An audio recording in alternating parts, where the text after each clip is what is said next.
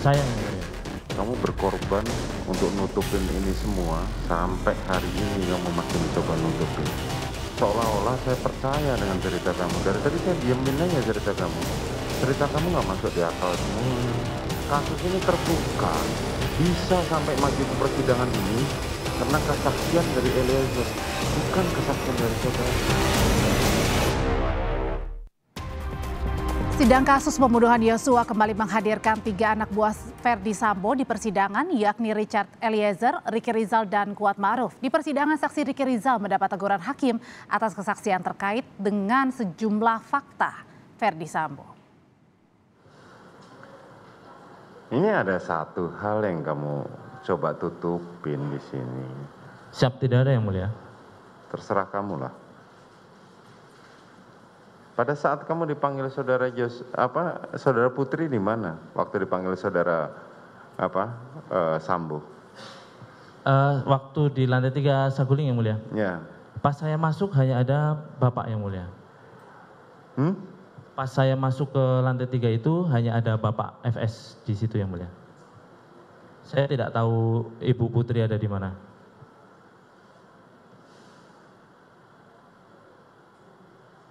Saya cuma ngingetin pada saudara, sayangi keluargamu.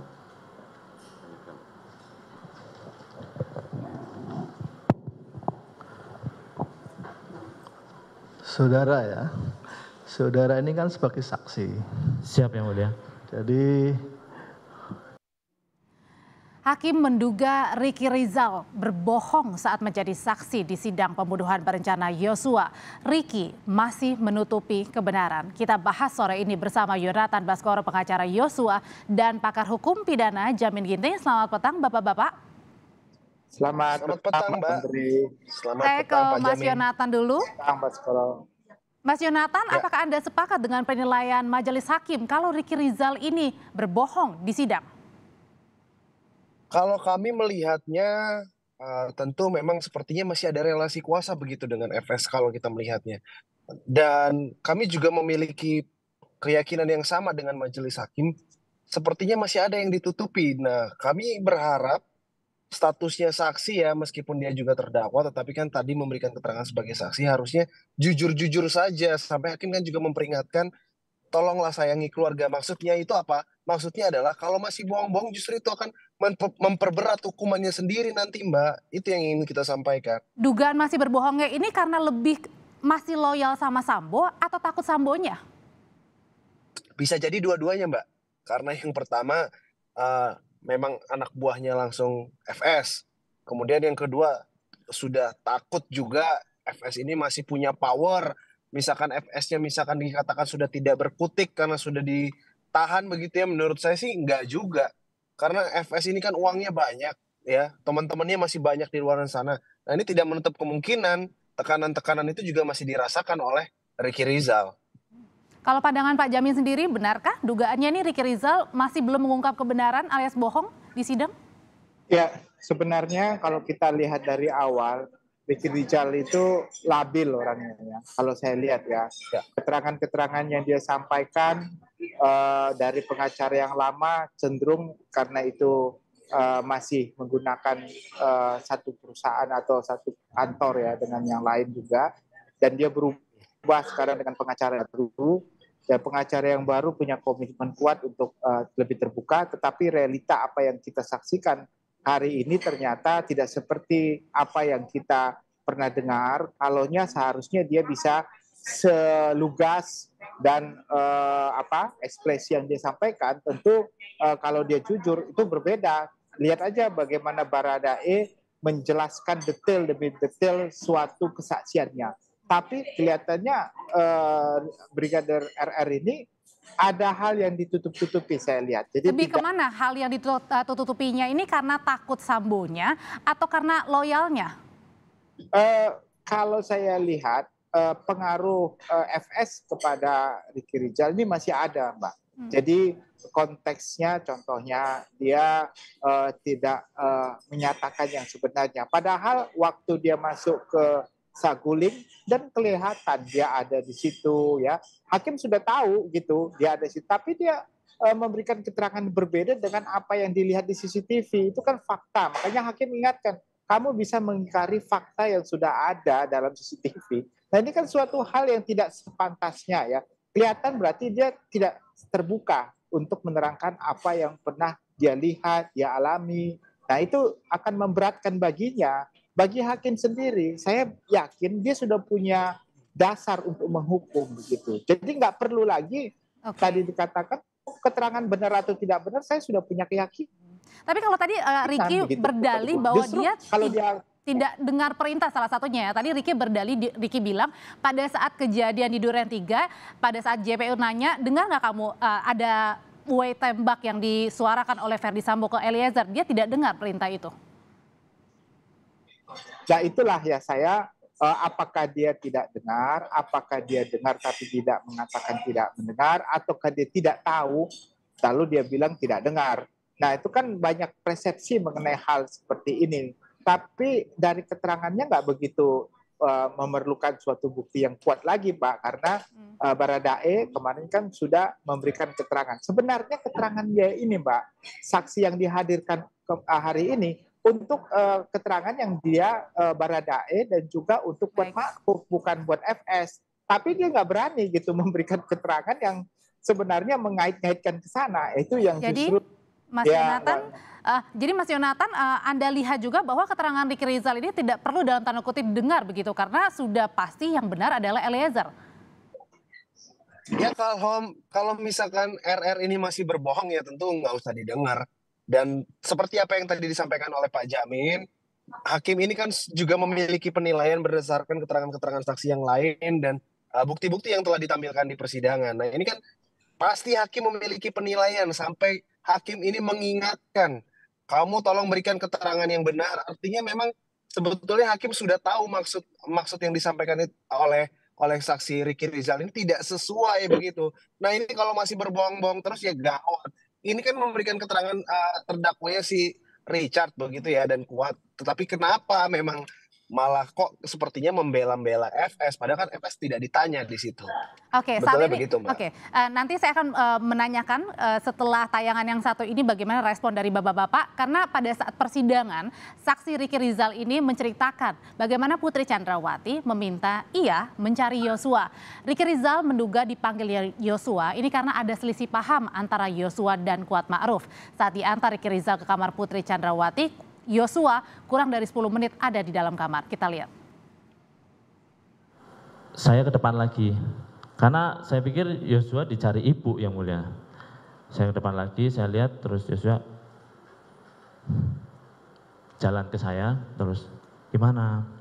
Ayo dicari ibu loh. Oh dicari ibu, dipanggil ibu. Diem terus, yuk sama saya kok, sama saya. Tenang aja Kuat, nggak ngapa-ngapain, sama saya. Terus, yaudah bang, masuk.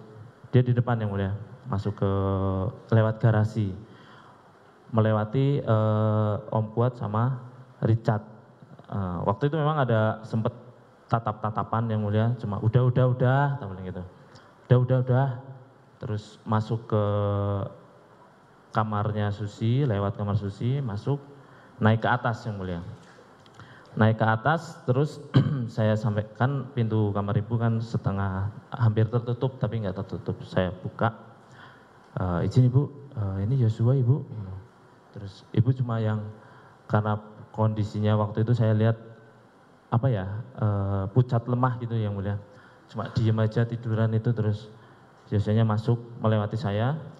Waktu itu Yosua langsung kayak gini yang mulia.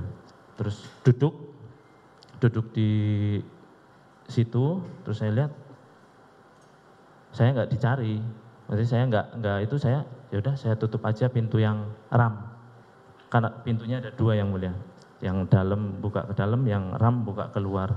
Yang pintu dalam setengah tertutup, jadi saya tutup yang pintu ram. Terus setelah itu saya hanya berdiri di daerah situ aja yang mulia, di lorong itu, sambil sesekali melihat ke arah dalam yang mulia. Karena saya tidak tahu masalah ini masalah apa. Setahu saya dari cerita Om Kuat berarti masalahnya ada perselisihan antara Om Kuat dengan Yosua, ada selisih paham gitu kan. Ya. Siap. selama berapa lama Yosua berdua dengan saudara Putri di dalam? Tidak terlalu lama Yang Mulia. Ada selisih paham antara Yosua dan Kuatmaruf. Dugaannya seperti itu. Silakan Mas Yonatan. Ya, kalau saya berpendapat Mbak ya, memang kedekatan Ibu Putri dan almarhum itu memang sangat dekat dan itu juga diakui oleh beberapa ajudan ya, terutama Richard dalam kesaksiannya juga disampaikan, begitu juga dengan bukti-bukti lain yang telah ditampilkan di persidangan bahwasannya memang ada kedekatan dan bahkan Yosua ini sangat disayang sekali oleh Ibu PC. Kami menduga karena almarhum Yosua ini terlalu dekat dengan Ibu Putri ya, yang notabene tidak selama Kuat bekerja begitu ya, tetapi kok malah sayangnya lebih besar kepada Yosua sehingga Kuat ini sepertinya sirik dan iri hati begitu. Dan kami juga menduga sebetulnya sumber masalahnya ini kompornya itu ada di Kuat, Mbak. Tapi kalau lebih dekat dengan Yosua, kenapa sampai pada saat di persidangan lalu Icat bilang Putri ini ingatkan tentang CCTV dan sarung tangan? Nah, kalau kami melihat sepertinya PC ini terjebak dalam keadaan. Nah, terjebak dalam keadaan ini silakan diberikan penilaian, kami tidak mau terlalu jauh menduga, tapi kami melihat sepertinya sudah terjebak di dalam keadaan, Mbak, begitu. Tapi kami masih meyakini, tapi kami intinya masih meyakini almarhum ini sangat dekat dan baik sekali dengan Ibu Putri. Pak Jamin, silakan. Silakan Pak Jamin. Halo, ya, dengar silakan, ya? Pak Jamin. Ya, jadi saya kira ini bukan hal yang substansial keterangan Ricky Rizal terkait dengan di Magelang ya.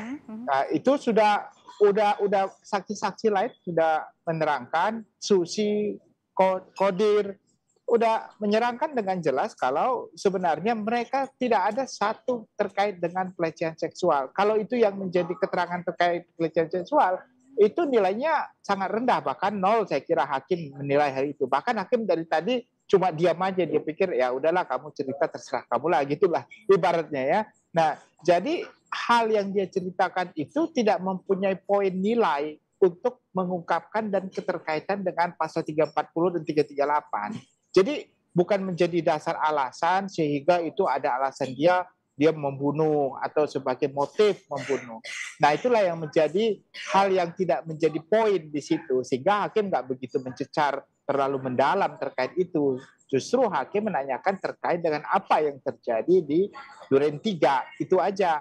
Nah, itu ya yang sangat disayangkan tadi oleh hakim, ternyata RR ini tidak mau mengungkapkan fakta yang sebenarnya menurut pandangan hakim itu. Dan Berarti saya kalau juga, menurut Pak Jamin sendiri bahwa sebenarnya hakim ini punya keyakinan kronologi cerita tersendiri, tapi ditanyakan tadi pada saat ke Ricky Rizal bahwa kamu sayang nggak anaknya ini karena mungkin saja bisa memberikan keringanan hukuman kalau RR mau jujur. Justru itu tadi sudah dikasih clue sebenarnya oleh hakim. Dia bilang begini, satu-satunya yang mengungkap ini adalah hanya Baradae. Nah, jadi diberi kesempatan kepada dia untuk mengungkapkan fakta yang sebenarnya supaya nanti dia mendapatkan keringanan yang paling tidak jauh beda dengan Baradae. Cuma kesempatan itu kelihatan tidak digunakan oleh RR ini gitu. Malah sudah berapa kali itu clue itu sudah ada begitu, bahkan sampai ke keluarga. Jarang loh hakim sampai berkata seperti itu di persidangan. Dan berkali-kali ya. Iya, itu jarang sekali. Artinya kesempatan itu kalau dalam tanda kesimpulan saya, hakim ini masih sayang sama RR, asalkan dia memberikan keterangan yang benar, gitu aja gitu. Terakhir saya ke Mas Yonatan. Mas Yonatan, ya. Saat ini yang sedang bersaksi adalah Kuatmaruf. Anda melihatnya dengan kesaksian Kuatmaruf? Ya, kalau saya melihat sudah tidak ada pilihan lain Kuatmaruf jika memang mau ada sedikit ya peringanan hukuman untuk dirinya, tolong berkata jujur. Karena menurut saya Kuatmaruf ini justru sumber masalah ya. Awal pemicu masalah ini saya melihatnya justru ada di Kuat ya, bersama dengan PC dan kemudian ke Sambo. Maka dari itu Kuat ini kalau memang mau lebih ringan sedikit ya, lebih baik sampaikan saja apa adanya, jangan dibuat-buat. Itu aja yang ingin kita ingatkan, Mbak. Terima kasih Yonatan Baskoro, pengacara Yosua dan pakar hukum pidana Jamin Ginting sudah berbagi informasi di Kompas Petang. Sehat selalu Bapak-bapak.